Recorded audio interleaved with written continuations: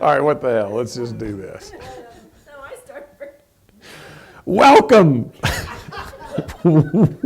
Welcome, beautiful friends. We are here tonight. Gosh, I don't know how we're going to get through. Welcome, beautiful friends, to the Way of Mastery, Lesson 12B. Receive the pearls of grace. And I guess we start off tonight with some joyful laughter as our pearls of grace. Is B for burping? B is for... Okay, yeah. So there you go. So Lesson 12B, Receiving the Pearls of Grace. So just to recap a little bit, last week he reminded us that the time of efforting and striving is over. How many of you took that to heart? Yeah. Because what we don't understand for a lot of our journey is that the truth is already true. We work and effort and strive like we're trying to make the truth be true. Gordon, make sure this whole screen is in that shot, please. Is it all set, Cindy? We're having a little bit of technical difficulty with the camera. Thank you very much, Gordon. So we strive and effort like the truth isn't true, and somehow through our striving and effort, we're going to make it become true. Of course, all of that is rooted in our fear and our misperception that we're separate from God and we're not who we truly are. He's reminding us that the truth is true, and it is all of our efforting that is pushing the truth away from our awareness. So he's asking us to relax and let the truth that is true, let the presence of God that is in our being, which is the source of our very consciousness, move into our conscious awareness. But while we're using our conscious awareness to strive, effort, figure out, we're not really creating a lot of space for love to show up. That's why there's so much emphasis on spiritual paths about silence and stillness, about trying to still the mind. You're just trying to make some room in your being so that love can show up and say, hey, do you know I'm right here? I've been here the whole time. I'm what you are. But while we're working on using the little consciousness that we call me, we're working so hard at that, we don't ever recognize this infinite presence which is looming right there the whole time. But of course, he says in these pathways, both of his pathways, A Course in Miracles and this one, that love simply waits on our welcome. Infinity is perfectly content for us to dream and play with time and space and our own thoughts and our own specialness and our own fears as long as we want, because we're not going anywhere. We can't actually get outside of all that is. You know, it's really kind of crazy. Have you ever thought about that? You know, another word for God is all that is. All that is not quite loaded like God. That's one of the easiest things to do on your path is forgive God, forgive the concept you have about God, just dump it, because none of it's really true, and just go with all that is. And unless you really think you can convince yourself that somehow you are not included in all that is, well, you've just gotten a whole lot closer to the truth.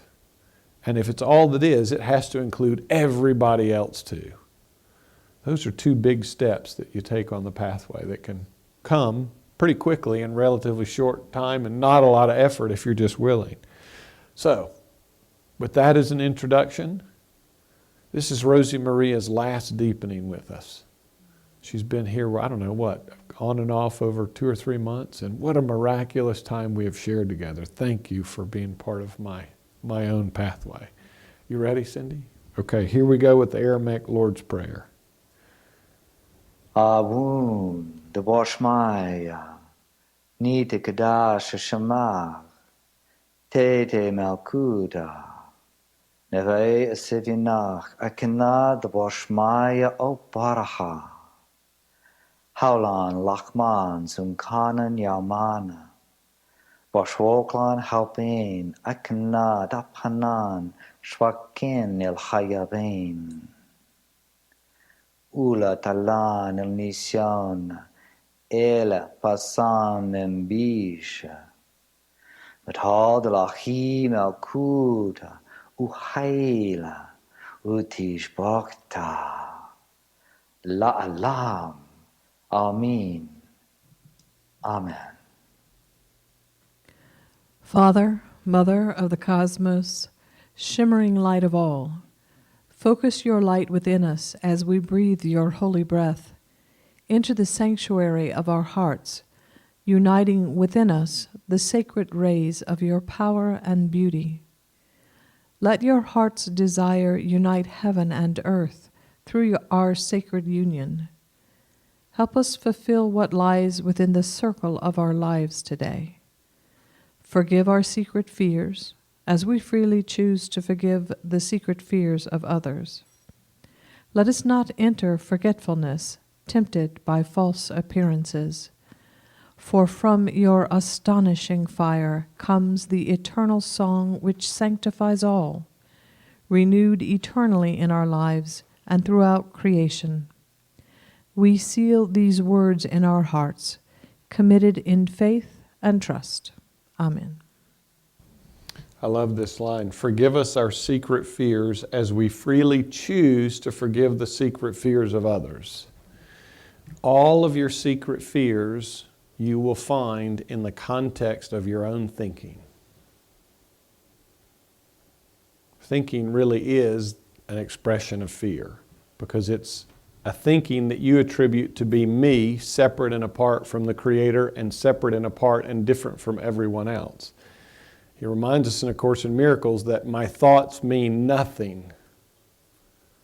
When you finally realize that your thoughts mean nothing and they can tell you zero about who you are, you'll stop believing that anyone else's thoughts are true. So when you truly forgive your secret thoughts and aren't all in your past made up of your thinking, isn't that how you remember it? All your judgments, all your fears, all your shames, all the stuff you don't want people to see about you, when you come to realize that all of that's wholly and completely and perfectly innocent, then you can know that that's true of everyone else, no matter what mask they might appear to be wearing or what story they might appear to be playing out. So that's a very important line. Forgive our secret fears, which, by the way, they already have been forgiven because they were never judged except by us. They weren't judged by God. As we freely choose to forgive the secret fears of others. When you really get this and it falls deep within your being and you awaken that aspect, you'll know of your innocence, and your innocence will only be because of everyone else's, not that they're any different.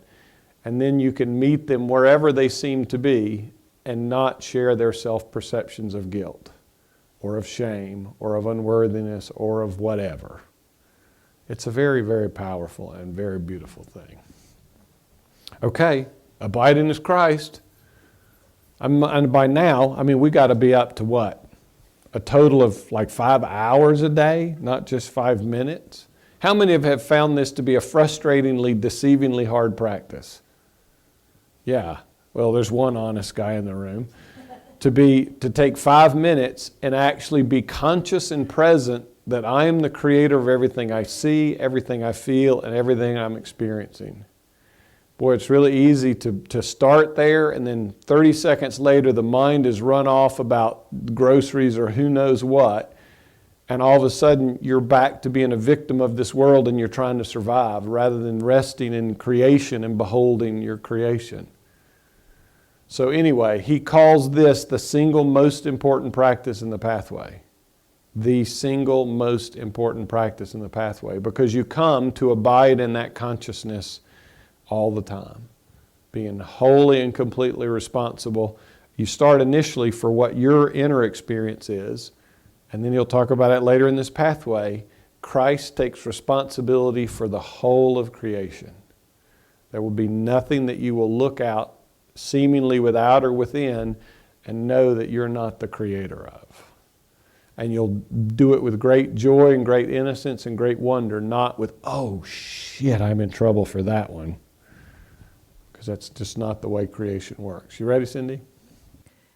Begin now to utilize some time each day, without letting a day go by, in which you sit with yourself. Sit with you and start by acknowledging that you are one with God.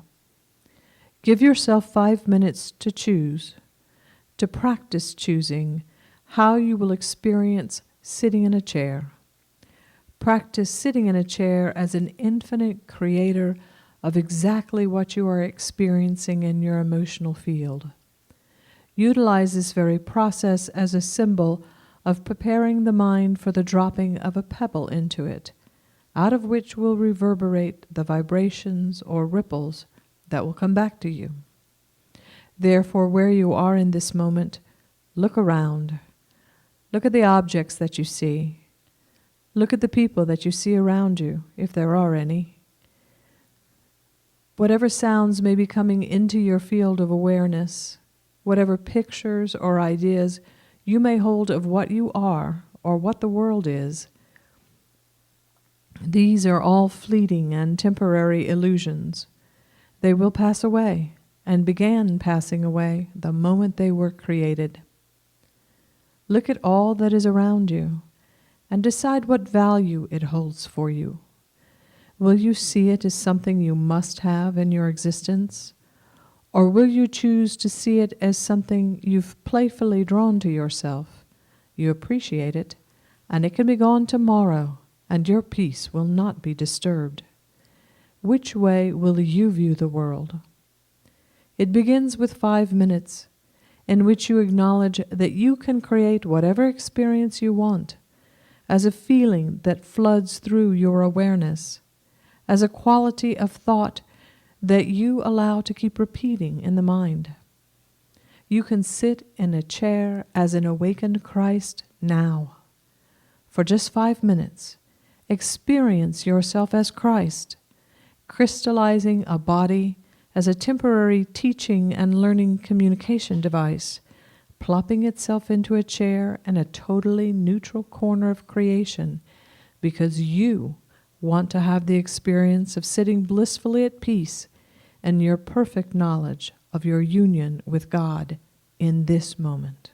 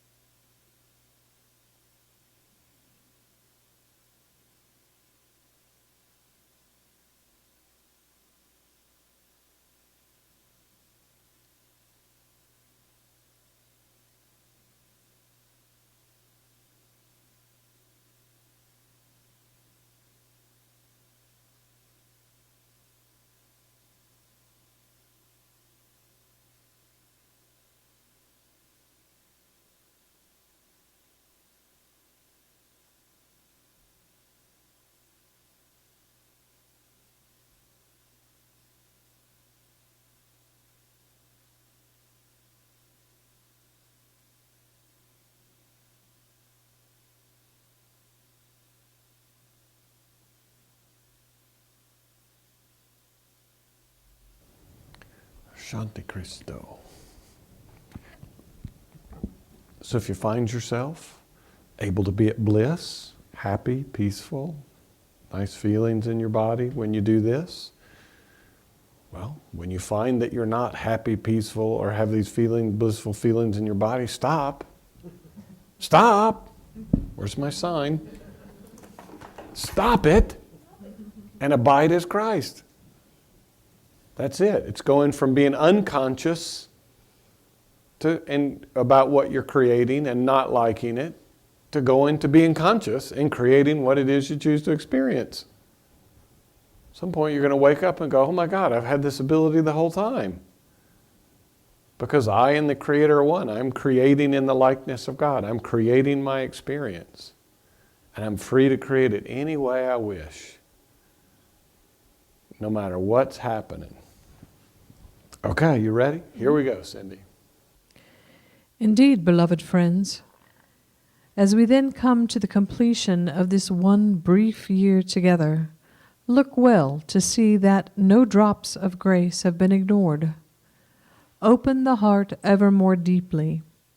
Allow those pearls, those drops of rain or grace, to penetrate ever more deeply, not just as ideas in the thinking mind, but as feelings in the cells of the body. Let it create for you a sweetness in the flow of breath, a sensitivity in the way your foot rests upon the soil of the earth with each step. Let it begin to transform the way in which you rest your hand upon the shoulder of your brother or sister. Allow that sweetness to permeate your gaze as you look upon another, seeing the Christ within them that is growing into a beautiful flower, whose scent and beauty will be as a blessing to many. For there is no one among you who is not the evolving Christ. And remember always that what you see is what you get, in the same way that as you teach, you learn. Look well then, and ask yourself this: who do I know in my existence whom I have judged and locked into a certain box, and I have decided that it is all they are? So we'll start with that question. So right now, we're going to ask this question and see who pops in your mind if they haven't popped already.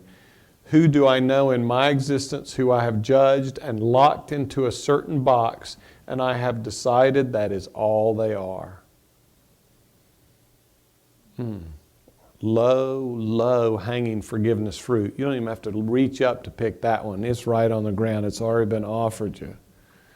So now ask, who do I know from my past whom I have judged, locked in a certain box that I've decided that's what they are?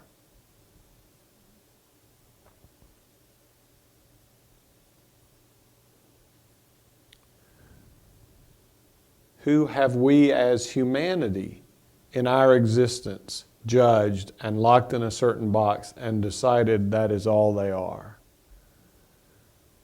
Forgiveness rewrites history. The effect of the miracle is such that it collapses the need for time. It collapses how long the dream needs to play out to come to its end. So when you take any being that has been labeled sinner, saint, whatever, and put them in a box of any limitation, you're free at any time throughout the limitlessness of your experience to forgive those judgments that you have put on that being. And if you're human, we just by our humanness adopt a lot of collective human ones. I mean, there's some pretty classic ones: Genghis Khan, Hitler, Saddam Hussein, Osama bin Laden. Some people might put George Bush in that category, I don't know. But the point is, where are you simply riding on a wave of human consciousness and abiding in mass, illusionary, sleepy consciousness rather than being present and at choice to set all those beings free and to release your judgments? Because you can't release humanity's judgment, but you can release your component of it, which helps to awaken everyone faster. So many people, carry around this consciousness, I'm just this one person, there's nothing I can do. Well, no, you're one infinite being in whom all power over heaven and earth is given. And if you recognize that same power in everyone else, you're starting to awaken that power within everyone else. So anyway, very important question, because whoever you choose to stick in a box is showing you where you insist you must be in a box. If you're wanting to limit someone else, it's only because you're limiting yourself in that same way. So we give what we most want to receive. So why don't you greet every being as the holy child of God with all power over heaven and earth, absolutely limitless in power and peace? Are you not free to do that? That's why you teach what you most need learn. And teaching, as he talks about it in his pathways, doesn't mean to do this that I'm doing. It means to teach yourself to let go of your limitations within and the ones you are imposing on others and on the world. And I don't just mean people. How many of you, what do I know in my existence that I have judged and locked in a certain box and I have decided what it is for? I bet every one of you's got your body in a box. You've got it in a box that it ages. You've got it in a box that it's subject to all kinds of potential calamities, germs and diseases and GMOs and all kinds of attacks that seem to come from outside. There's no truth to that unless you have created the box. Then the universe shows up to show you your creation is real. So this is a powerful question. He's going to expand on it a little more on the next slide, but you can use this to find all kinds of hidden boxes, hidden secrets within your consciousness where you're playing small, and you're insisting that everyone else play small, and you're insisting that the rules of the dream world are the rules of creation. And they're not. Because creation is an unlimited affair. The rules of this world are a very, very limiting affair.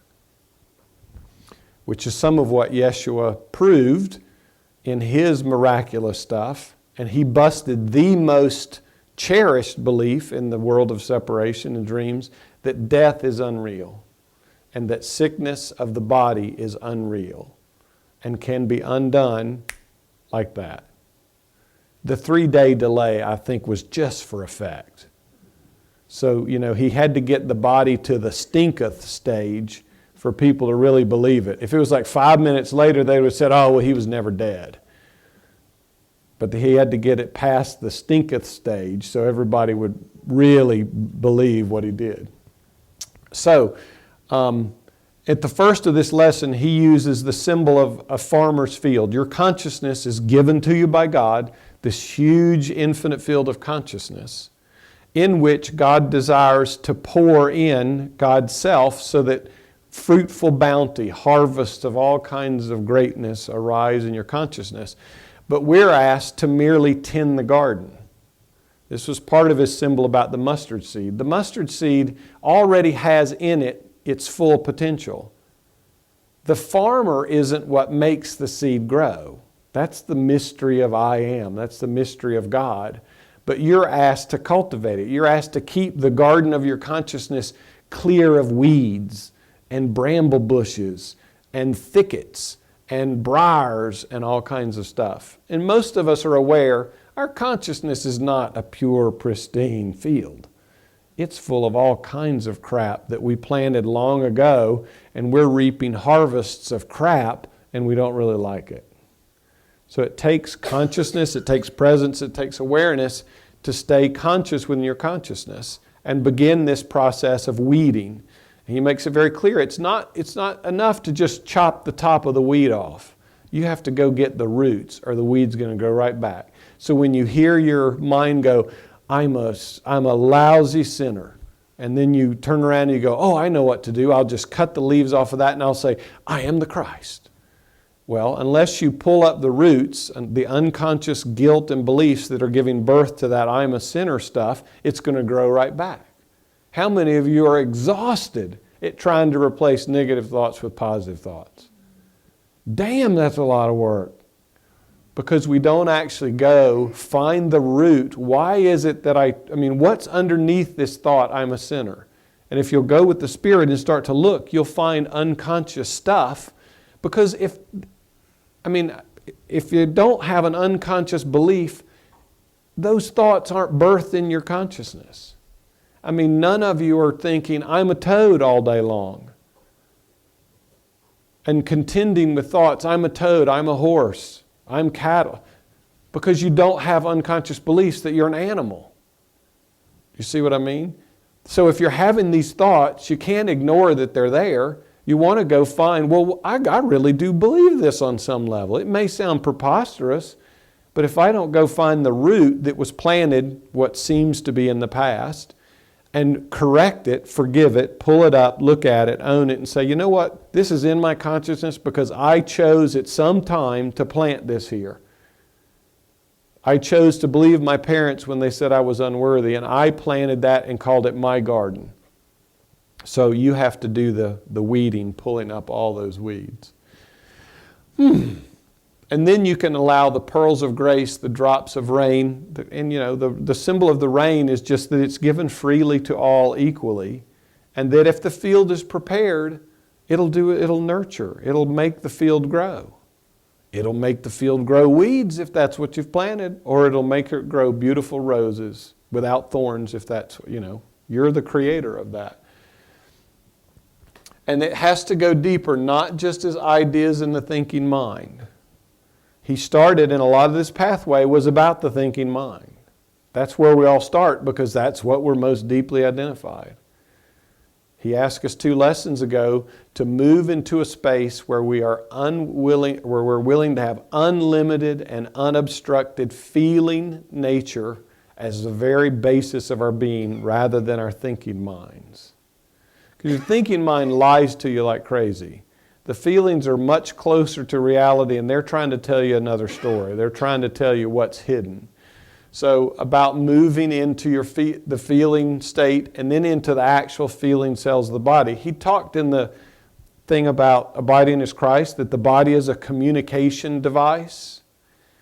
Every one of these trillion or so cells that you would call your body is infinitely connected to the source. It's not being run by the brain, it's being run by the source. So your whole body can begin to communicate to you the power of Spirit and the direction of Spirit. So rather than like listening with your ears, you come to listen and feel for the Spirit with your whole body, your whole being. You just start to vibrate at such a rate that you can't deny the messages that you're getting or the feelings that you're experiencing. So you start to get a lot more input. Therefore, you can have a lot more information to make a lot better choices when you're not just dealing with your thinking. So later in this pathway, he'll move from what do you think about things to what do you feel about things. So a lot of us, with our own guidance, will tune in. When you tune in, be willing to tune in with the whole body in a feeling state. It's the feelings that you really start to follow more so than the words. Whew. And then let all that transform every bit of your life. Because the Christ DNA, if you will, if you want to call it that, God consciousness is within us all. He called it the kingdom of heaven. It's within you. When we start giving preference to that, it will begin to recode us, our whole beingness, in the image of the Creator, not in the image of a separate ego body mind that we created. So allow that transition to happen. Be willing to let go of I'm this kind of person that likes this, and I'm this kind of person that likes that, and I like this, and my preferences. Be willing to let all that stuff fall away and just see how your whole beingness transforms. I mean, if you probably ask Cindy, I'm not at all the being I was 10 years ago. Probably wouldn't even, I wouldn't even recognize that being. For there is no one amongst you who is not the evolving Christ. Even those that you think are the biggest egos in the world and seem to be spiraling down, hoping to take the world with them, the Illuminati, if you will, all those conspirators that seem to be out there in consciousness, they're all evolving Christs. It's like streams and rivers. Everyone gets to the ocean. Everyone takes a different path. They're all perfect.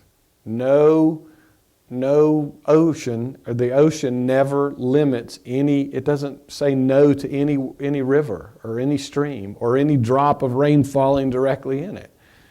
So everyone is waking up. Everyone is evolving. Some of us may have taken some very unique, weird experiences in the dream, but big deal, it doesn't matter. It's all okay. Whew. So work with this question when you get home. And when I was working the pathway with him, when we would get to a question, we would stop. It's really easy to read right over these questions and just keep going. They're questions for a reason.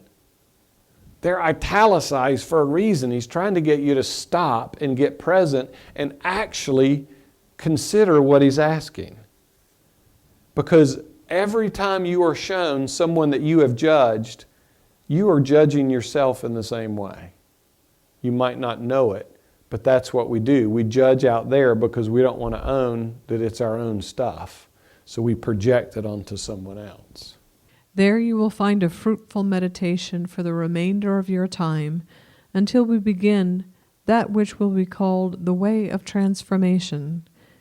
In other words, you have about 30 days to take the time and use it wisely to allow the names, the images, the faces of those that you've done that to let them come back to you to say, you know, mother, father, ex-mate, whatever it is, I get it. I've placed you in a box and thrown away the key. You're stuck, so I have said, and now I release you that I might be released. And contemplate their image. Allow the memories of the experiences you have shared with them to come back. If there are feelings, by all means, let yourself feel them. Gaze upon them in your mind until you feel that sweetness that dissolves the imprisonment into which you have placed them. For as that imprisonment begins to melt, you will sense and know that your freedom is blossoming. You cannot take fear into love. You cannot take judgment into forgiveness. You cannot take limitation into unlimitedness. These things must be released at the level in which they were first created. Therefore, make note that this practice should not be overlooked. Give yourself 30 days with the goal to truly go back and, shall we say, mop up any forgiveness or releasing that you need yet to do. Don't let the mind say, I don't know if I did that well enough. For understand, it is the Comforter that releases you and the other through your willingness to allow it to occur. So he's suggesting, when this pathway came out, they were channeled once a month, that you abide with that question of who or what have I put in a box for a month. I mean, we're not talking a 3-minute exercise in the midst of this talk. We're talking truly allowing the Spirit to guide you with a complete inventory of your consciousness. Because if you think of a pathway kind of as a building with lots of floors, if you've got judgments on the 5th floor, what we want to do is just like go, oh, well, that doesn't matter. I'm going to the 10th floor anyway, so screw that. He's saying you have to release them at the level that you created them. So you have to go to the 5th floor to let go of those judgments. The ego loves the idea of just catapulting forgiveness and just acting as though it doesn't need to forgive. Oh, forgiveness is an illusion. I don't need to forgive. And all that's bullshit. He's even suggesting contemplate their image. Not just see them in your mind and go, I forgive you, I release you. Who's next? But really contemplate their image. Allow the memories and experiences you shared with them to come back. If they're feelings, by all means, feel them. He's really asking you to complete your experience with whatever they are. That's why they remain in your consciousness unresolved, because they were not completed. They were not allowed. Remember, desire, intention, allowance, and surrender, and allowance is the most important. We didn't allow the experience to be what it was. Because we didn't like what the experience was, we judged it, shut it off, put it in a box, and tried to shove it away and hide it. And in doing so, what we did is we just created lots and lots of prisons. And then we wanted to throw the keys away and just act all spiritual, like they're not there. I don't have any grievances against anybody. I love everybody because all's one. Oh, that's bullshit. Everybody's got dead bodies, if you will, or ones that you would like to make dead bodies, or people that you think tried to make you. Anyway, the point is, spend the time that he's suggesting to really abide with this question. It will pay off great dividends for you. That's how you set yourself free. Not by scurrying to the last of the pathway, the way of knowing, and reading more about enlightenment and then trying to act enlightened. It's about actually doing this practice of forgiveness and release.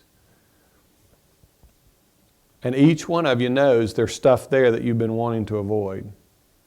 And if you look within your consciousness, there's been this fantasy that somehow you'll get far enough down the road and you'll awaken and you won't actually have to do this. You'll just like skip past it by default. Well, it's this that brings you to your awakening. It wouldn't be in here if it wasn't important. So you've put them in a box and you've thrown away the key. So you want to be free, then you have to set them free. And I don't mean in just generic, everyone's Christ, that's it, my forgiveness work is done. You have to do it. You can, of course, intend that, but you have to go back and undo the specific imprisonments that you have done. And your mind will conveniently forget who you've put in prison because it wants to keep it out of your unconscious. But luckily, the Spirit has a whole beautiful inventory list of every grievance you've ever made. If you want to believe in the Akashic records, there it is. The Spirit will show you that. So abide with the Spirit and say, who's next? What's next? And then be with it. I mean, you might be really surprised. So right now, let's ask, show me someone or something that I will not expect is coming. Someone that I have locked in a box, an old past grievance.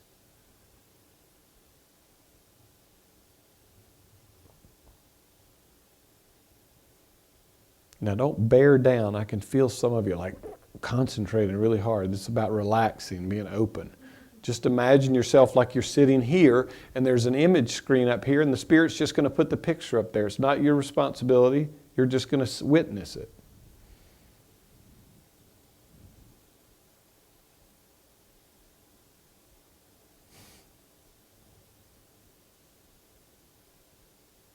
Kind of surprising, huh? Not someone that would have been on your short list.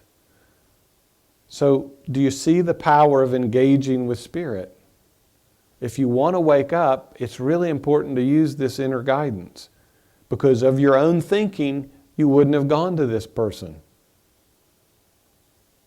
The Spirit's trying to truly help set you free.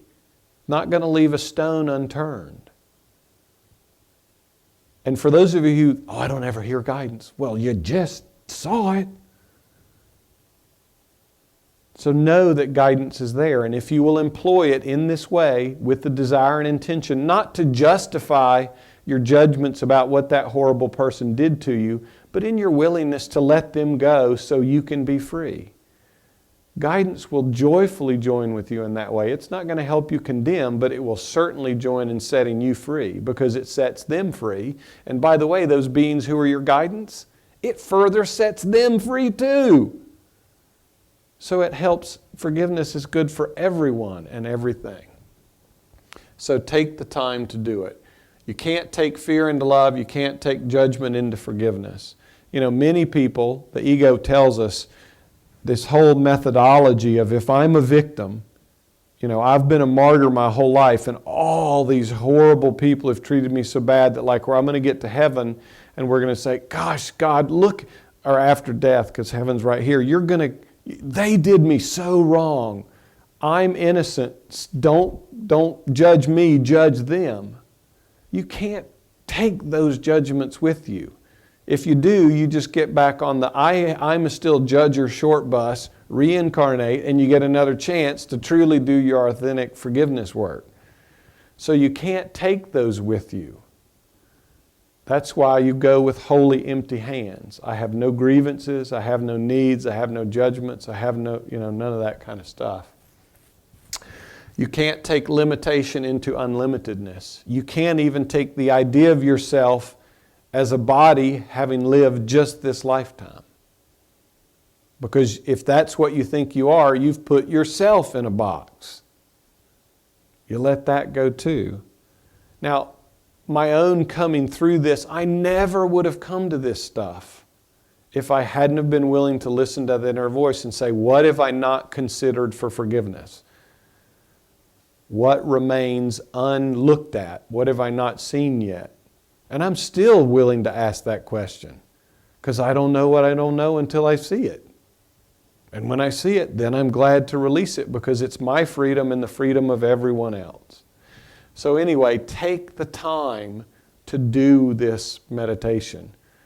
And he's asking you to do a meditation because he's asking you not necessarily to sit still and like, but to make it a constant intention, to be present doing it with the desired outcome to abide with Spirit in the action and activity of forgiveness in order to set yourself and all other beings free.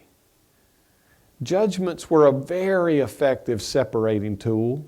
That's all they were really for. And they really do effectively separate us. But we don't need them in our wholeness, and that's what we're trying to let go of. Whew. So take the time to practice. This should not be overlooked. Give yourself 30 days with the goal of truly going back and mopping up any forgiveness that you haven't done. Don't let your mind say, I don't know, if I did it well enough. And if you've seen stuff here tonight, which what I feel is that everyone has, well, then that means you got some opportunities. Rather than be discouraged by the fact that, oh my gosh, I've got more forgiveness work to do and I don't want to do it, recognize how cool is it that my guides are there showing me what it is. It's a whole lot easier to do with help. Be really grateful about that. It's the comforter that releases you and the other. For those of you who have done forgiveness work already, when you feel back into that other person, it's like, where did all the charge go? It's just gone. I mean, you just feel into that being that might have actually been replaced with joy or light or happiness. How does that happen? Does anybody know? Not a clue. That's what the role of the Comforter of the Holy Spirit. I don't know how that happens in consciousness, but I'm glad that it does. You're not responsible to do it. You're just responsible to be willing to let it go. And that's kind of pulling up the weeds of your own consciousness. Now there are some effects.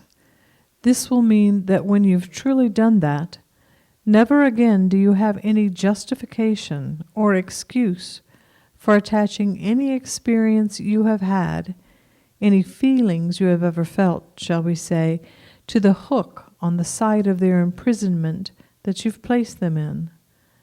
Often the human mind, the egoic mind, wants to hang the coat of its judgment on the hook just outside the bars in which you have locked someone. That which I have experienced is the result of my father's alcoholism.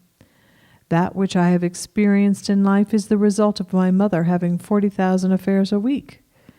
That which I have experienced is the result of my business partner who has stolen my golden coins and all of the rest. That which has caused my suffering is the result of the position of the stars in the sky when I chose incarnation. If only they would have gotten it right, I would be okay. It is time fully, as we conclude this year of the way of the heart, unto those who will be concluding it many years hence, I say unto you, do not enter the way of transformation until you've truly and fully satisfied your awareness that you are not clinging to even the subtlest iota of perception, that in any way you are a victim of the world you see. Nothing has been caused by your relationships. All of them have merely shown you what you have already decided will be true. The world, then, is not the cause of anything. You merely see what you have used the freedom of your consciousness to concoct about yourself. So you don't get out of the way of the heart being a victim. Because if you're an infinite creator, you can't be a victim at the same time. We use our infinite creativeness to create the cool experience of being a victim, to concoct our own stories about ourselves and everyone else in our consciousness. So how many of us have these reasons? Oh, it's because of the DNA, or it's because of the power plant that was near the house when I was a kid, or it's because I was dropped, or it was because my brothers mistreated me. It was because I was a middle child. It was because I was an only child. It was because I was the first child. It was because of, who knows what. We all have excuses upon excuses upon excuses upon excuses. I mean, we're waking up to our divinity, our God consciousness, our limitlessness. Who are you going to blame? Oh shit, they put a gun to my head and made me create a universe. I would have had it right if. So really explore that. And this is another thing. So right now you could ask the Spirit, show me one in my mind where I'm still carrying around an excuse for why I'm the way I am, or why I think I'm the way that I am.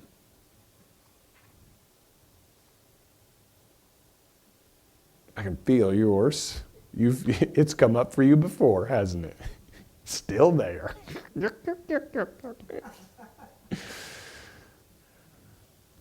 So everybody got something. So there you go. You're still carrying stuff about being a victim. And if you're being a victim, then that means you're not really willing to take responsibility that all along you've been creating. Nothing has been caused by your relationships. You're merely being shown what you've already decided to be true. So if you had a very controlling parents, well, just know, pre-incarnation on the infinite checklist, ooh, really controlling parents. That's why you chose them, so that you could play that experience. So my point is, look and see where you're still carrying even an iota of victimhood consciousness, and be willing to explore it with the Spirit and let it go. This whole thing, when Jeshua showed me this in my mind, here's just like, who's seen the Matrix, where he wakes up and he's looking, it's just like all those pods that seem to go on forever. Well, I had prison cells just, and they all had this hook on the outside. So as he was, kind of working through my consciousness after each one, there would be hanging the excuses. Here is the perpetrator of this, that why I'm the way I am. So, take the keys that I always had, unlock them, let them out, embrace them, and then I would take a hammer and I would take that hook and bang the hammer down as my willingness that I would never hook another excuse on there. I was effectively showing the Spirit, I don't even want to reserve the right to blame. So by getting rid of that hook mechanism. So I share that with you in case some of that might work for you.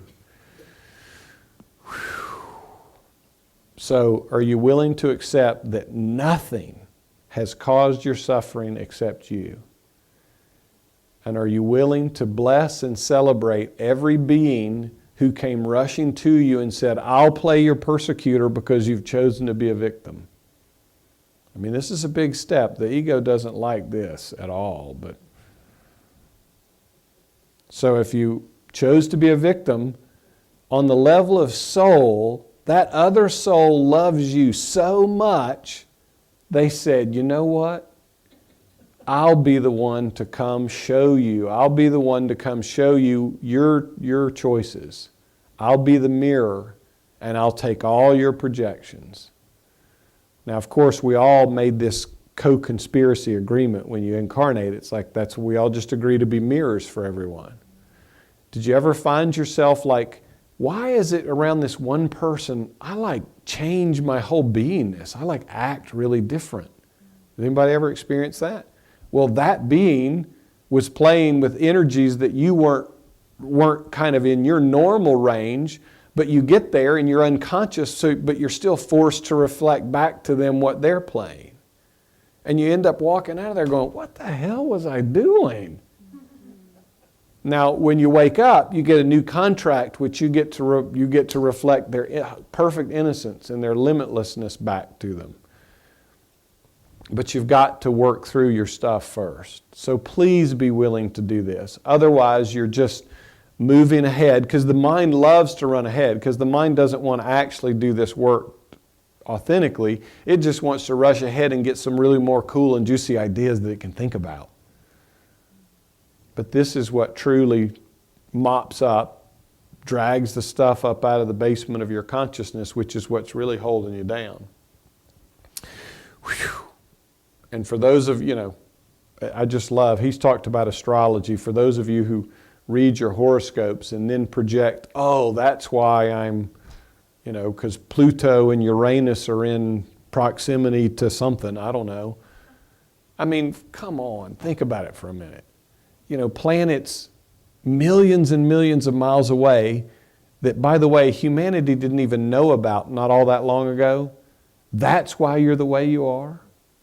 I mean, really, how far, how distant, and how irrelevant can we throw projections and say they're real? Get over that. Let that kind of stuff go. And also look at places where you are projecting generically. So I'm going to ask you to, for instance, if you're projecting on a spouse or a person or a thing, that's kind of easy. But then we do very generic things like those people that should fix the potholes. We just throw really generic ones out there. So I'm going to ask the Spirit to please, in your minds, show you each where you are projecting generically and see what arises in your consciousness.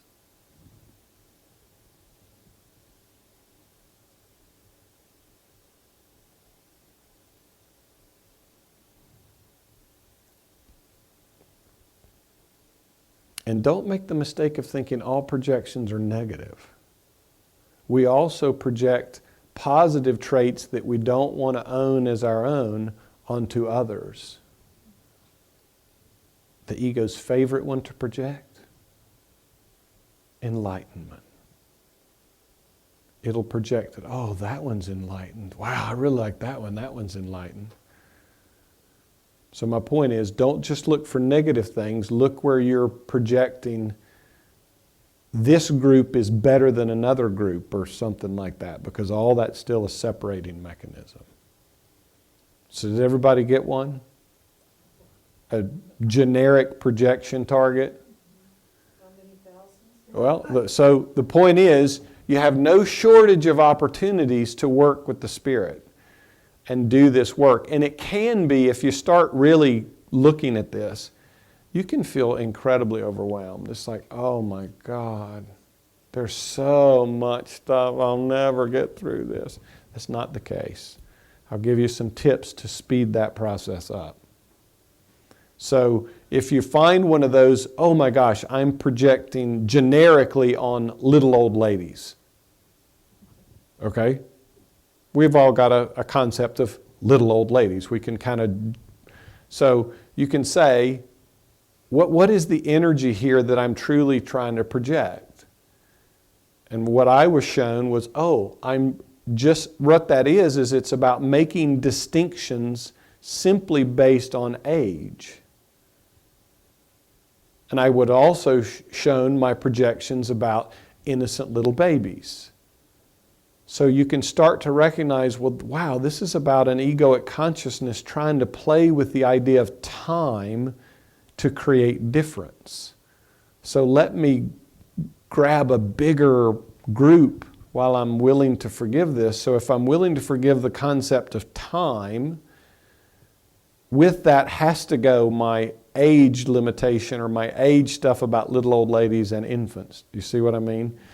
So if you're truly willing to accelerate, the Spirit will show you shortcuts. And I don't mean shortcuts by meaning you bypass. A shortcut is like taking you to a deeper level of a root. If you imagine a tree goes up and then it branches out, branches out, branches out, branches out. If you start way out here at the branch, that tree's got a shitload of points way out there. But if you get back, there may only be 25 actual branches. Do you see what I mean? So the deeper you go, the more you can own, heal, forgive, and release at the same time. And the Spirit will show you that if you're willing to do it. So I was doing it, of course, one person at a time, one incident at a time, one situation. I was like, Jeshua, there's got to be a better way. So then he said, well, we can do it if we look at the energy. So rather than all the people I had judged as attacking me because I was jealous, well, what if we just looked at the energy of jealousy and the energy of jealousy's role in separation? So if we took care of jealousy, then of course all the little situations that were stuck to jealousy could be released. So there are ways to accelerate it. And the ultimate one is if you go after the I that you think you are, that's been doing all this judging, then everything has to disappear. But sometimes that's too big a leap. But anyway, work with the Spirit, open your consciousness, listen and be willing. Whew. So do not enter the way of transformation until you are truly, and that's emphasized in italics, and fully satisfied your awareness that you are not clinging to even the subtlest iota of perception. So for me, that wasn't, I think I'm ready, I'm moving on.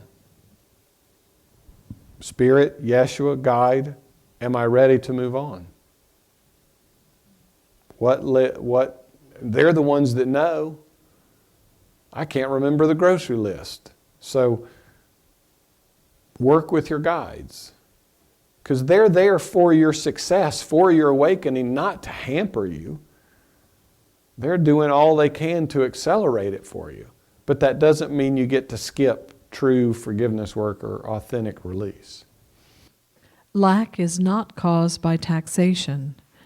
Taxation is caused by the decision to need to believe that there is a power outside of yourself that needs all of your energy. Government does not cause you to be subservient. Your sense of being subservient, guilt-ridden, weak, and limited is what births the idea of government. And then some of you, as loving brothers and sisters, say, well, I'll play that part. And they become your politicians that, pardon the language, create the pissing off feeling that you have. The world is uncaused by anything, save the choices that you have made as a free consciousness. You've concocted the thought, immersed yourself in that which reflects back to you what you have already decided to believe. This means that the way of transformation is a way in which one becomes empowered in every moment to become fully responsible for clearly deciding what they will see, and that they will not settle for anything less. The better you get at this, the quicker it happens, until one reaches the point where miracles occur. And yet they are only miraculous to those that do not understand how consciousness works. And you can achieve that place in which you hold out the palm of the hand and desire the sweetest tasting apple that has ever been created, and it will literally appear in the palm of your hand. Of course, at that point, you will be well beyond any need whatsoever to even hold the thought of requiring physical form. So what he's really pointing at here, which is critically important, is moving you back to the cause which gave birth to the dream of separation and all the effects within it. Because if you're forever trying to deal with the effects and you don't go back and realize, oh my gosh, I chose this whole thing. I chose the dream of separation. I chose to play with these energies. I chose to create all these things, which I then forgot I created and then blamed and made myself separate from. You're still missing the whole point. So he's making that distinction. Taxation isn't caused, or lack isn't caused by taxation. Taxation is the effect of the choice to be in lack and create things outside of you which seem to demand and take your money away from you. Bodies were the effect of a choice to experience separation. Bodies didn't create separation. It's the choice for separation that gave birth to bodies, first heavenly bodies that seem to be separate, and then separate bodies seemingly on those bodies, which we call planets. It really takes a lot of openness and willingness in your consciousness to open up so that your consciousness can literally completely be turned around. So you start to see as God, as a conscious creator, as cause, not as effect. Now the ego has a great fear of being at cause because it thinks it's then going to be responsible and be judged for everything that it says bad that's happened. That's not the case. There is no judgment. But the power only relates in being at cause in your consciousness, not at effect. And this is really important. The whole way of transformation is going to try and work on this big shift that has to take place in your consciousness. And I alluded to this where, then other souls agree to play the part. Other souls agree to play the ones that are seemingly in control of you or taking your liberties away or dominating you or whatever. They're the ones that are affecting your state of being. I'd be so happy if so-and-so didn't do this or didn't do that, or if they would do more of this, or if they would remember the kind of roses I like, or if they'd remember how I like my dinner prepared. All of that's crap. They're just reflecting back to you what your choices have been. So the world is uncaused by anything save the choices you have made as a free consciousness. Now, for those of you who say, well, I didn't choose for this whole thing that gave birth to government. Shit, the governments were in place before I incarnated. You got to get past this idea that you're this one little body mind that thinks it's just this incarnation. Ultimately, we all chose and have joyfully co-created the whole dream of separation. So this is about going way beyond what you think your limited body mind helpless self is, and wake up to your kind of increasingly to your one Christ self. And again, this is something you can't do with your thinking mind, because your thinking mind stops at when you were born. Largely, unless you want to do a bunch of past life stuff. But the point is, he's trying to free your consciousness because that's one more box you've put yourself in. That I don't know what I didn't know before the body was born. So you start to let go of that. You start opening more and more and more. But it takes the spirit, someone outside of the dream of limitation, to help illuminate this stuff in your mind. If you're using your own mind as the guide, you're already trapped in the rat's maze. So be willing to open to Spirit and let them guide you. So the way of transformation is the way in which one becomes empowered in every moment to become fully responsible for clearly deciding what they will see. And we first start, we did a beautiful dialogue about Christ's vision where you look past the appearances to see the purity of a kind of white piece of paper, the purity of infinite potential or God behind. But what he's alluding to and what he demonstrated is that he didn't actually even see the illness or the death as real at all, but what he saw as real was made manifest. Not a broken body, but a whole body. Not a dead body, but a live body. Not 5 fish, but enough fish to feed 5,000. So that power, the potential of that lies within all of us. We're just using that very potential to create complete helplessness and powerlessness. Even powerless to the body that we say is my body, we seem to be victimized by it. So, I mean, he's not joking around with this pathway. This isn't some airy-fairy spiritual New Age kind of... He's really trying to restore us to the fullness of our God consciousness, our Christed being, our completely, there is nothing outside of us. There is no power greater than what we are. Whew. So many of us who's not fantasized about being able to manifest, bam, bam, bam, bam, bam. Wouldn't that be cool? That's what our inheritance is. But it's only our inheritance if it's an inheritance of everyone else. I mean, if any of you have looked at the way the mind plays with that fantasy of being able to manifest, it'll say, oh, I can do that, somebody else wouldn't be able to.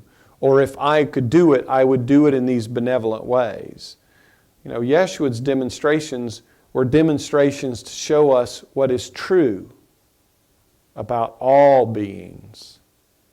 Not that he was doing magnanimous things for these lower beings. He was simply trying to show every being, this is the truth of what you are. You're not the son of man. You are a son of God. So how clean do you want your consciousness to be? How powerful are you willing to let the Spirit restore your awareness to be? Because if you're willing to recognize, you're already using the whole power. You've just used it for the game of separation. Don't let it scare you. Rather go, golly, look how well we've done separation. If we can do separation so well and we can concoct so many illnesses and so many ways to die and so many problems and so much harm and so much ways to hurt the body, if all of those have been creations we've collectively made in consciousness, then of course they can be uncreated. And it doesn't have to take a long time to do that. Yeshua's miracles were instant. But this is talking about completely restoring the power that we have as Christ and incarnating it. But by the time you get to the point where you could simply manifest the apple, you won't really have need for the body because you will have already, the body's too big a limitation. What we wake up to is that we're not a body. We're not even an individual body that we call ego. We're infinite God mind with a capital M. Individuated, but yet one and whole at the same time. We can't even conceive what that's like in our separated body mind. So this isn't about just being a little bit happier body mind. You can play it that way, but that's just like one tiny grain of sand up from infinitely small. I mean, if you're going to go, consider going all in because you've already gone all in on being all out. Somebody told me that the other day. I said, you know, this whole thing is you got to go all in. And they said, I've never gone all in with anything. I said, well, then you've been all in it, never going all in. So we all already know how to do it. We've just become unconscious to what it is we're doing. You can begin to use the symbol, the spirit within and the symbols that you see in the world to show you what you're choosing so you can very deeply and authentically choose again. Whew. Until you reach the place where miracles occur. And for those of us who've been on the pathway for some time, they may not be raising the dead kind of miracles, but you walk around in awe of the synchronicities that happen, of the situations and circumstances. How do you manage to be in the perfect situation at just the right time? And how is it that your awareness is moved to hear a song in the grocery store when you usually don't pay any attention? All these little things that start to happen to wake us up. You start getting really excited about those, and then of course you want to surrender ever more into that so that more and more and more and more miracles happen. It's just the most coolest thing. And start with the willingness to go, you know what, it's miraculous that if this is true, how deeply I don't believe it. That must be a miracle. Because it must have taken some incredible, unimaginable power to take me from godness to meanness. M-E and then M-E-A-N, meanness. So recognize it's already there. We just repurpose the purpose of what we've chosen to create. And Yeshua's teachings are unique in this. He doesn't do this thing like the Buddhists where you're a little tiny soul and you're on a million incarnation, infinite journey to become whole. Yeshua is saying you're whole already. You were created whole, not as a like soul in training, but as the actual extension of God in its fullness. And that you're always creating from that power, even your experience of limitation. So he says it's not a choice of learning to become a creator. That's why he says don't seek for love. It's a matter of repurposing your purpose for creation. Rather than separation, it's wholeness. Rather than time, it's eternity. You know, there are lots of little symbols you can put there, but it's a choose again. Choose again, choose again. Whew. I want to see the first apple.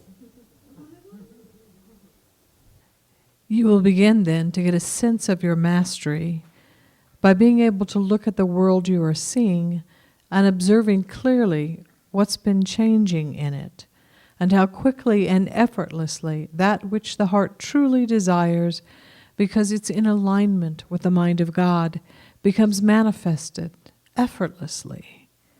When the gap between the pure desire and the manifested reflection of it is smaller and smaller and smaller, you will literally sense in the feeling body that mastery is growing and that you are merely a child of God playing without ceasing in the sandbox of all possibilities called the mind, and that there is literally nothing out there that is solid, nothing out there that is unrelated to you. So, that's where we're going, if you wish to come along on the journey. If you are willing to truly become committed to uprooting every root of fear that has taken hold within the depth of the mind that has been rendered unconscious because of your hatred of yourself. It is called the separation from God, and therefore, because it has become unconscious, it has ruled you. Time to release the unrulable by allowing that alone which can uproot the root of fear to come and take up its rightful place within you, Christ-mindedness. So, many of you are already experiencing this shorting time between a desire and its fulfillment. Rosie is a beautiful example. She let the true, authentic desire of her being arise to be free of the fear around money. And she tuned in and asked, what would be the quickest way for me to get through this year or through this fear of money? And the Spirit said, live for a year without spending any of your own money. And let the Spirit provide. Be willing to take guidance, to ask and be supported. The first night she announced it, she walked out with $200 $400 that people had given her. She then is guided to go on a trip to New Hampshire. She comes home with $2,000. I can't express to you the kind of fear that she experienced, nor the kind of awe that she's experienced at the miracles that have come in response to freeing the true desire. Because the soul doesn't want to have any fear around abundance. The soul doesn't want to have any fear around money. The soul doesn't want to have any time between its desire and its manifest experience of that desire. Now he talks about true desire.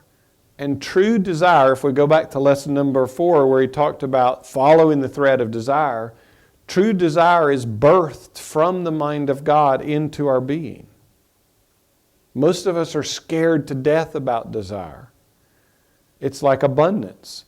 I can assure you, if you've got a desire for abundance, that's being birthed from God, because that's the very nature of God.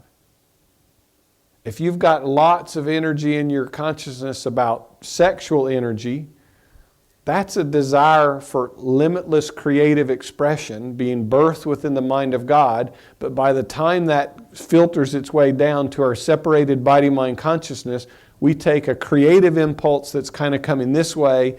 The body-mind doesn't understand what that sexual energy is, and it only knows it as body's copulating, so it starts to move this way with it because we don't understand what's really, really happening. Same with the impulse of abundance. Because the soul's trying to say, my nature is abundance. Make peace with abundance. My nature is infinite creative expression, which cosmically is kind of a sexual energy. Make peace with sexual energy. Stop blocking it because of all these crazy horizontal beliefs that you've learned in this world. So I share those with you because those are the two biggest ones. This whole abundance thing and sex or sexual energy. Whew. So pure desire to be made manifest. I mean, we get conflicted about any desire. A desire for ice cream arises. Oh no, I'll get fat and blah, blah, blah, blah, or I had it yesterday, or that's not good for me, or, I hear that we're West Coast cows and they got radiation from that Japan thing and you're not supposed to do West Coast milk anymore. Who knows? The point is, just look at the ways that we take almost every desire and we immediately run it through a filter of our own body-mind evaluation. And we limit, we limit, we limit, we limit, we limit. So if you haven't done it, you might go back and revisit lesson number 4 because he's talking about desire is good, desire is holy. Your existence is the effect of God's desire to create and extend itself. About coming into peace and into alignment with allowing desire to be birthed within you. And you do have to discern what's the fear-based desire in this world and what's the spiritual desire that your soul's trying to press through you. You do have to do some work with the Spirit to begin to discern those. But it's really about doing that work and letting true desire move so that it can, of course, be made manifest. Because if it's being birthed from the mind of God, as God's will, if you'll give it room to move and have its full way with your being, it's going to draw all the energy that the universe has to make it manifest. Effortlessly, he says. Because these true desires, because they're in alignment with the mind of God, becomes manifest effortlessly. Now, I don't remember any account in the Gospels where after a miracle, Jeshua was like wiped out because he had bared down so hard with his thinking mind. Quite the contrary. He was joyful. The point is, if you're bearing down and you're working, you've missed the whole point of manifestation. You are completely, completely off the rocker. If you're looking at your vision board and just really efforting every day, you're completely missing the point about manifestation. Go back and look at why your desires are conflicted. He's done a beautiful channeling last year at Croydon Hall that's on our website if you're interested, about being without contradiction in your being. How many of you go down a food buffet, and are full of contradiction, and you end up with your plate full of your least contradicted items rather than what you truly desired? We can't even allow true desire to put on our plate what we'd really like to enjoy. So there's lots of healing opportunities here. Lots of great stuff. Whew. So the gap becoming smaller and smaller and smaller and smaller and smaller. And this is really important. You'll sense that your mastery is growing and that you are merely a child of God playing. Most of our spiritual path gets really damn serious, and we forget the whole, it's not so serious, and this is about play. Be willing to play without ceasing in the sandbox of all possibilities called the mind, capital M mind, because that's all there really is. All we're ever playing with, the whole physical universe as you experience it with these bodies and all these energies that we play with, are the effect of our choice to play with the idea, what would it be like to be separate? And then that gave birth to an infinite universe of its own manifestations. So bodies are only ideas. How could we truly take our one consciousness and seem to separate it? And then how could we take that one consciousness and split it in half and create males and females that are in conflict with each other and that have to actually now agree to co-create in order to extend, because that was a whole new thing. God didn't need to find an opposing sex god to get together to extend itself. So anyway, play. Be willing to play. If you're taking it all really seriously, the ego is driving your awakening bus. If you put the Spirit in charge of your bus, the Spirit will try very hard, and certainly did so with me with this crazy symbol of the clown's nose, to move you past it's all serious. Because don't you learn more rapidly when you're playing? That's one of the reasons that children learn so rapidly, is because they're playing. They learn through play, not through, oh my God, if I don't get this right, rather if they don't get the sand thing falls over, well, they just make another one. Whew. So, and that there is literally nothing out there that is solid. Don't we think the body's solid and that everything that we experience is solid? Because we believe it, we touch everything and it proves to it, oh yeah, it feels solid. But it's all just consciousness. It's all just effectively ideas. But we have ascribed properties to the ideas, and because we're so powerful, we experience the effects of what properties we seem to have given those ideas.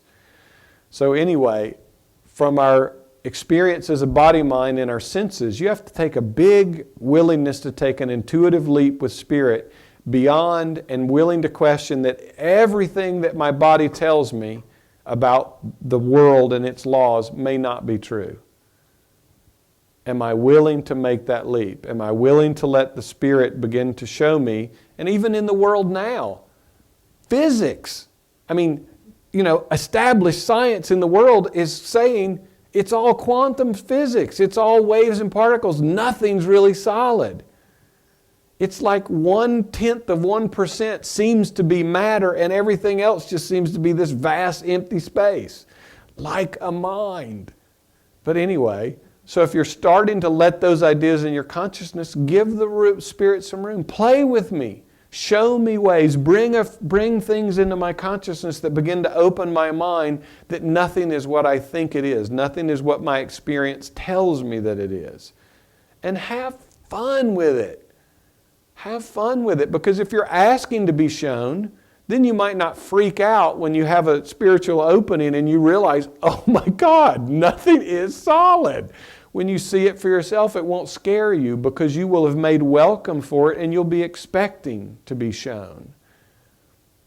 And then you can move it with greater joy and greater openness and know that it's God's desire, it's God's will, it's your Spirit's purpose to open your mind and your being back to this. They're not there to judge you, they're there to restore your limitlessness to you. Invite them to play with you.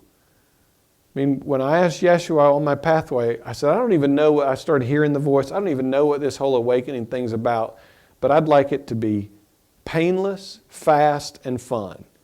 And he said, well, cool. He goes, fast is cool because the truth is true right now. If you're not experiencing it, it's only because of your own denial. Pain is your result of denying what's true. So if you'll stop denying, you'll stop resisting, you'll stop experiencing pain. And fun, great. I'd be happy to do it fun. Not a lot of people want to do it fun. And I've had generally a very smooth pathway. It's not been one of extended suffering and things haven't taken a long time. And it's just a lot easier that way. If you want to play, please play. If not, just know you're playing, but you've chosen to play it serious. You've chosen to make awakening take a long time and be hard and require a lot of study. Nobody's making the rules of that but you. So even if you're playing it seriously, be willing to seriously play it differently. If you choose, it's okay. That there's nothing out there that's solid and nothing that's unrelated to you. That you're not actually private and distinct and separate from everyone else. You don't actually have separate thoughts. You don't actually have a separate will. You don't actually have the freedom that we call individuality. I mean, being an individual apart from everyone else. So that's where we're going. If you wish to come along on the journey, if you're willing to truly become committed to uprooting every root of fear. And what's every root of fear? It's everything that tells you that what he's saying is true is not true.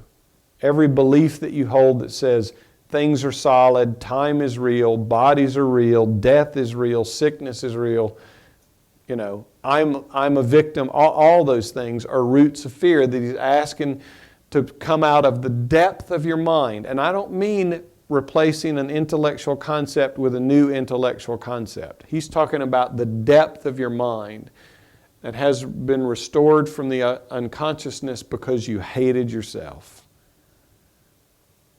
There's not a one of us that is not aware on some level of self-hatred or self-loathing, you might put it. It was a very necessary energy to effectively drop the veil between what we were and now we need. If we wanted to be separate from God, well, we had to create a pretty damn good reason. And self-loathing, judgment against God, against ourselves, against all the other people we seem to have done so, is a really effective separating energy. Great mechanism for that. That doesn't make it true. It's up to you whether you want to keep playing that way or not. And all of that was simply called the separation for God. And you have let it rule you. Time to release the unrulable or the unruly ego. For those of you, Cindy and I were talking about this earlier, for those of you who have empowered the ego with like a consciousness apart from you that is like vicious and out to get you, that's just because you've chosen that's what it is and then you've projected it out there. It has no power save the power you give it. Because you, as Christ, are the only source of creative power at one with God that exists. So when you stop empowering an ego, you'll stop experiencing that you're like in conflict with something. I mean, we used to call it Satan, then they called it the devil. The ego is just the politically correct word today for the personalized version of this devil that we created so that we could have an opponent, an illusionary opponent to the presence of God.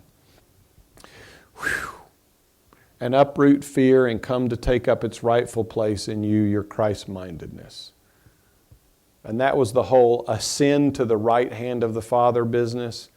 Not like God's got a big-ass throne and Jeshua's got like a little bit smaller throne beside. It's just, in our ego-ness, we've been wrong-minded. We've been wrong-minded about who we are and what everyone else is. And right-mindedness, and if for those of you who are doing the I Am the Word book, I know who I am, I know what I am, and I know how I serve, I know myself as Word, that's affirming your right-mindedness. The truth of what you are, not the illusion that we think we created. So, you have your homework before you then. Go within and ask. On that third tape, when that third tape came and I listened to it, but I was trying to watch the game of football on television, I wonder if I missed something.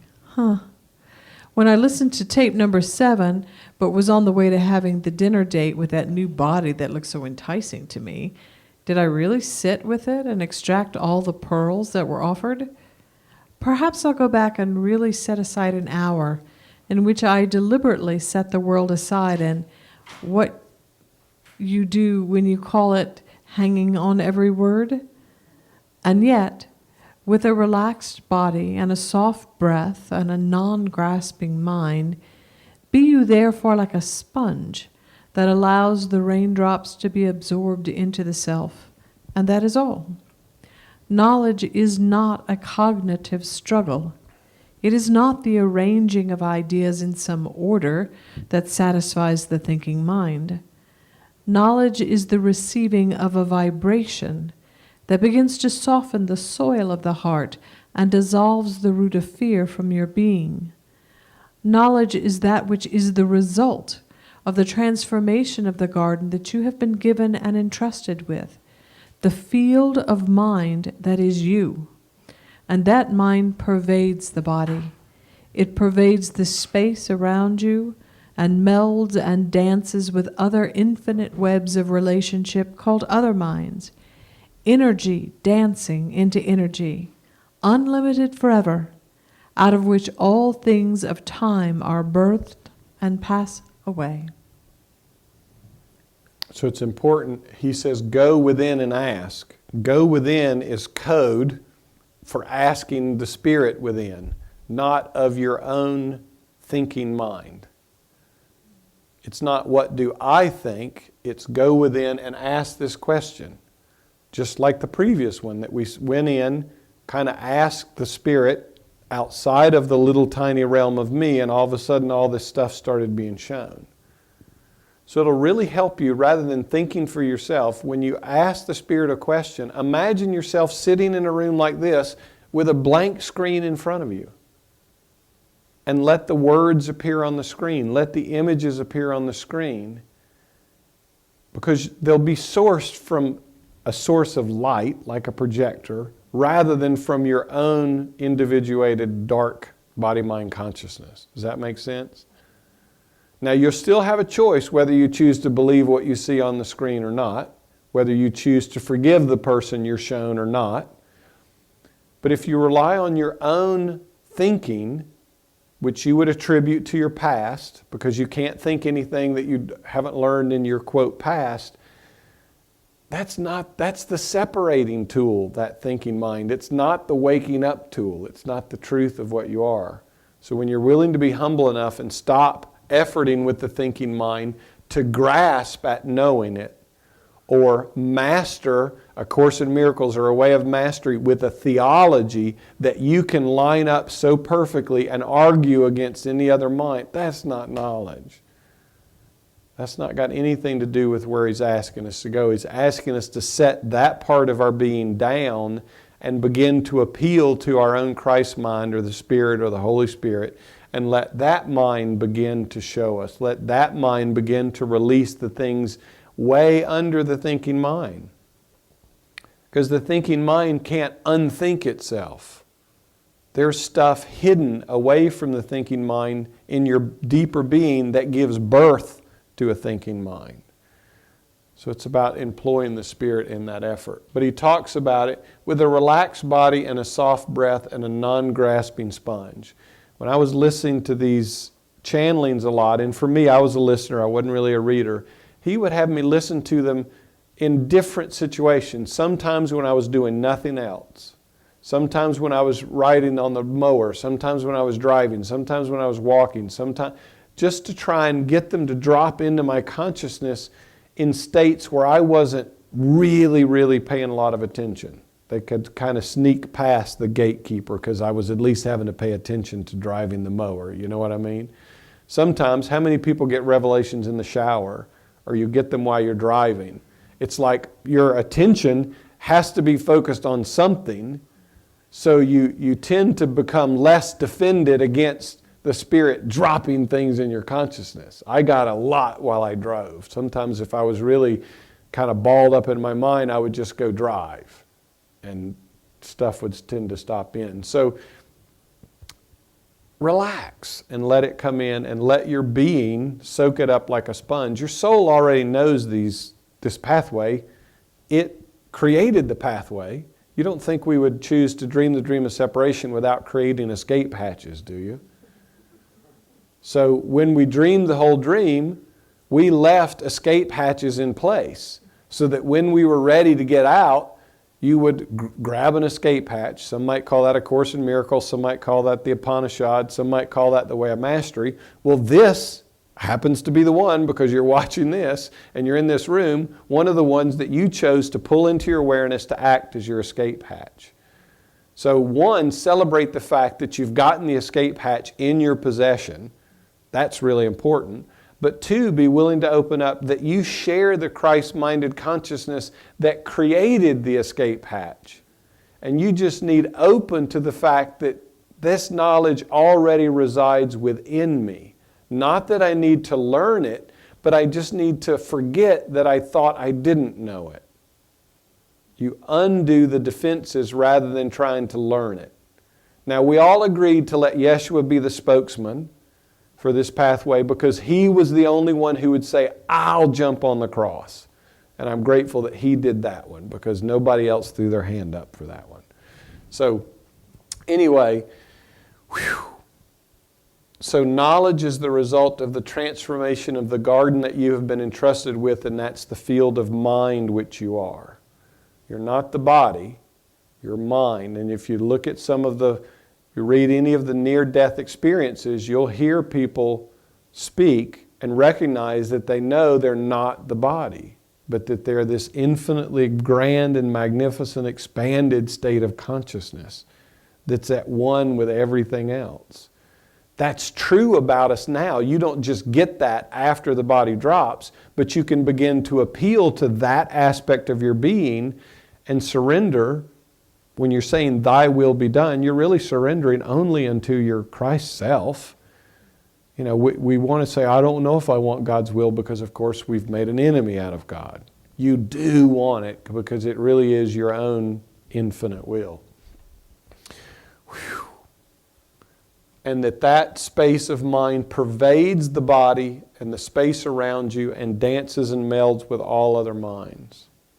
So Jeshua showed me one time in a vision that whenever you meet someone, even before you meet them, there's like a full exchange of soul that happens.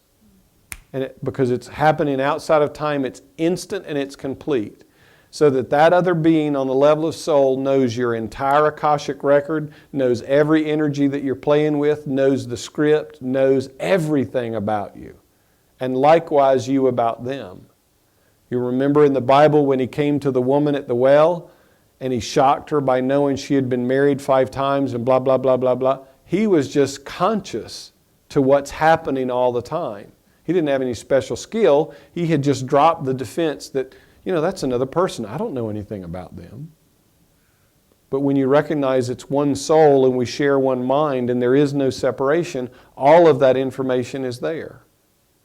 Everybody's script is fully available.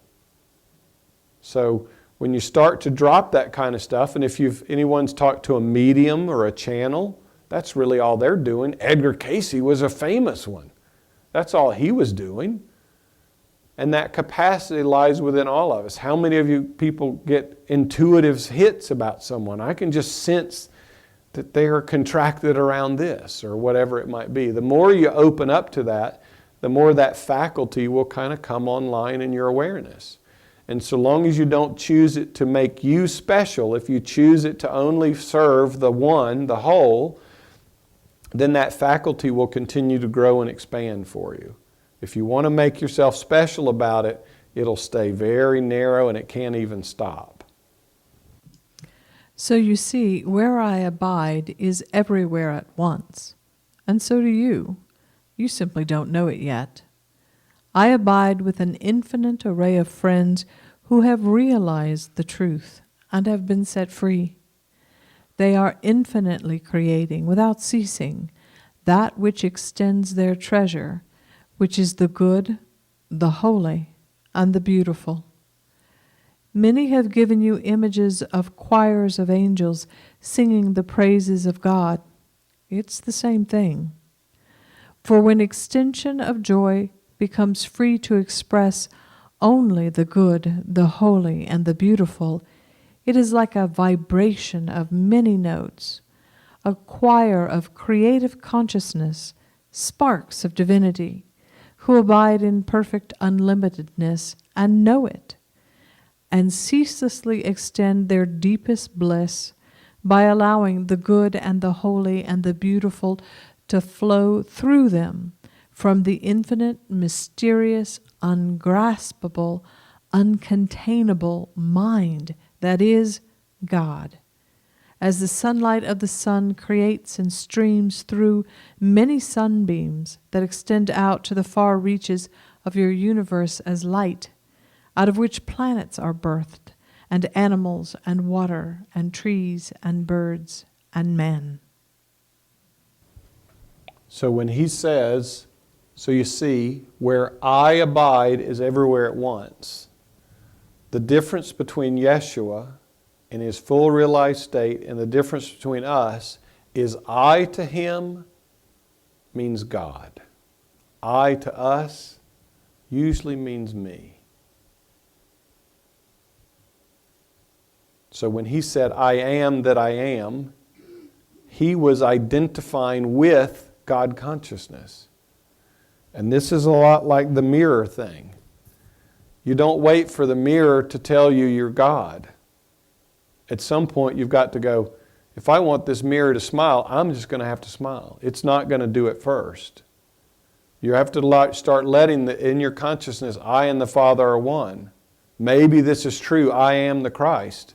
Otherwise, creation has no choice but to reflect back to you, you're not. You're cause and not effect. We think we've become misidentified as effect. But anyway, so I abide with you everywhere at once. And then he says, and so do you. Because in truth, you are the I am that God is.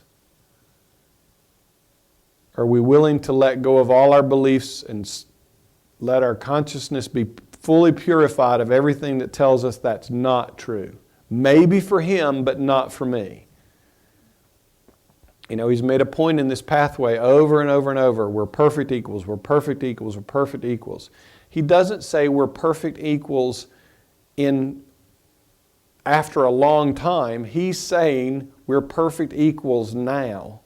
Because in truth, we all are that one I that is all that is. Whew. We just simply don't know it. He abides with an infinite array of friends who have realized the truth.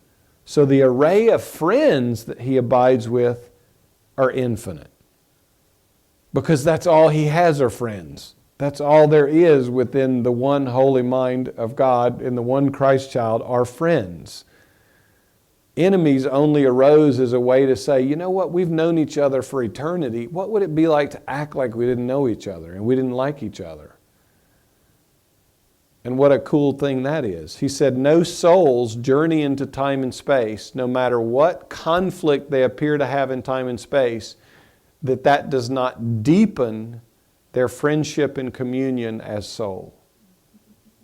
If you remember lesson number 3 where he talked about the Roman soldier who was getting ready to nail him to the cross, and Jeshua looked in his eyes, and in an opportunity of pure forgiveness, the soldier dropped the hammer and walked away.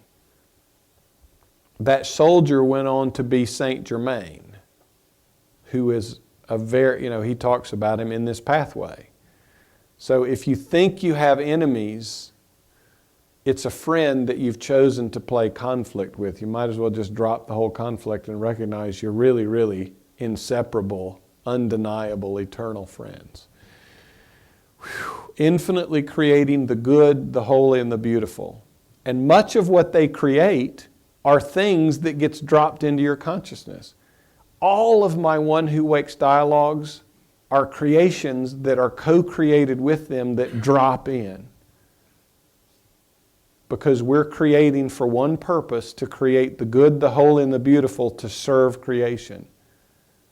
So all those little symbols I got of the eraser, all that crazy stuff, were co-creations with infinite creators because we shared one purpose, and that was to extend my own awakening first and foremost, and then contribute to as many minds as it could touch. This talk tonight is the same way.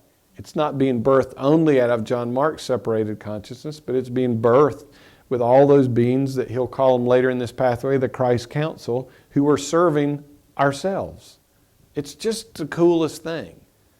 It's really cool to never feel alone. Whew.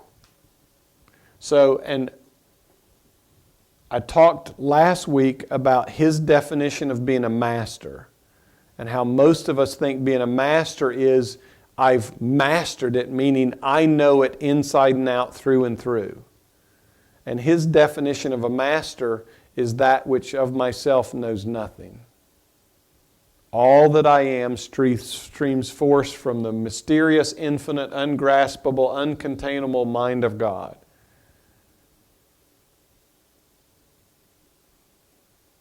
Doesn't take thought for himself. He simply receives that which is birthed from the mind of God and extends it and joins with us in that celebration. So that the one mind that is the mind of God is the only true thinker that's giving birth to all of creation. Through us, we're merely the vessels for that creation.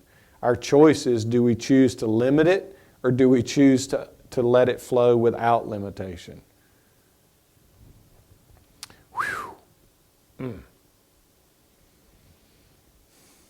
And extend their deepest bliss by allowing the good, the holy, and the beautiful to flow through them. So when I truly got this, and that I recognized every time I chose to join with Him or join with my God, I was providing them the opportunity to extend their deepest bliss by opening up with me to the Father and say, what would help this being now? What could we extend through this being? So, I mean, you asking for help is creating more joy for them. I mean, you don't think God would set it up that guides would be like they'd get wore out and pissed off and get, hate their jobs as being guides to the rest of us. Quite the contrary. So if you haven't truly opened up, be willing to open completely up, because they'll come in gratitude for you, for your choice to awaken, and that you are opening to joining with them to further your own awakening, and because it opens them up to receiving more from God. That's a great deal. That's kind of win-win-win for the one all the way around, no matter how you want to look at it. Whew. But it's like, and he talks about this, its extension of joy becomes free to express only the good, the holy, and the beautiful. It's like a vibration of many notes. It's a collective consciousness. It's not thoughts and ideas. The universe doesn't communicate by thinking the way that we think, in linear terms, using words which are symbols of ideas. There's one language out there in truth, and it's a vibrational language, and everyone speaks it. Every being on this planet knows the vibration of happiness regardless of what language they speak. Every being on this planet knows what peace is regardless of how they might use a language to describe it. I mean, it's just universal. Beings on other planets, and there are infinite planets with beings on. If you still think we're the only life in the universe, please get over that.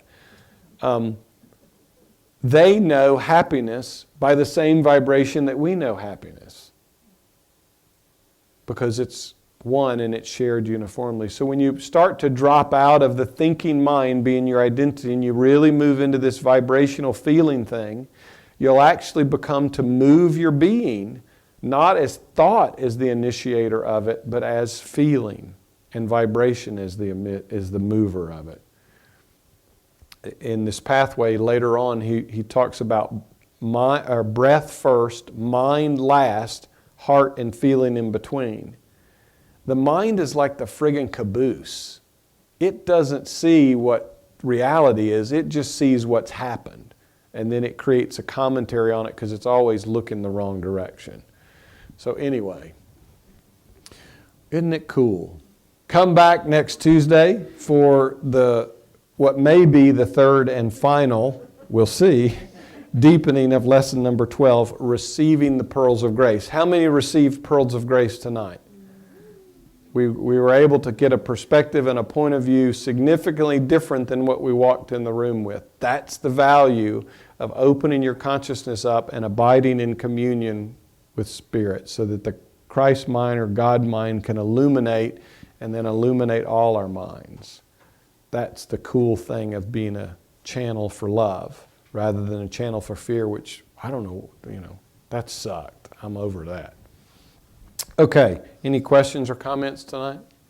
Anyone? I don't feel anything out there. Love offering. This is my life's work. I'm on my mission to awaken fully from every last molecule of fear that has ever taken up a resonance in my being. And in that effort, I'm also available and made available to help any other being in any way possible towards that end. If you're looking for guilt, there are billions of folks out there that are still playing that. You go to a support group and they'll be wearing sandwich boards about their guilt and about their labels. You're welcome to go get that out there. If you want peace, salvation, you want to wake up to what we truly are, I'd be happy to join with you. But love offering, this is all we do, is our own inner work and to extend this work. If you're inclined, please make a basket donation if you're here. If you're watching online or you'll watch this weeks later, decades later, I don't know. But onewhowakes.org, if the internet is still functioning, there'll be a give button. You can click that button and make a donation. You don't have to have a credit card, a PayPal account. You can use a credit card. I never come to do this work alone. The funny thing is, it's like the Spirit takes a survey of all the people who are in this room, all the people that will see this on the internet throughout all time, and then in an instant creates the most appropriate creation that can be expressed. So we're all creating this together. We've just agreed that I'll be the one in the seat, which is ironic for me, but nonetheless, we're all doing this together. We're all creating. We created the dream of separation together, and we're creating the awakening together. This pathway is certainly just one of those escape hatches that we put in it. We love you because you love us with an infinite love and a perfect peace, whether you believe it or not. Doesn't matter because we know that that's the case. And we will support you in each and every way that we can because it's our own joy and bliss to do so. We love you, we love you, we love you, and I'd love hugs on the way out if you're willing.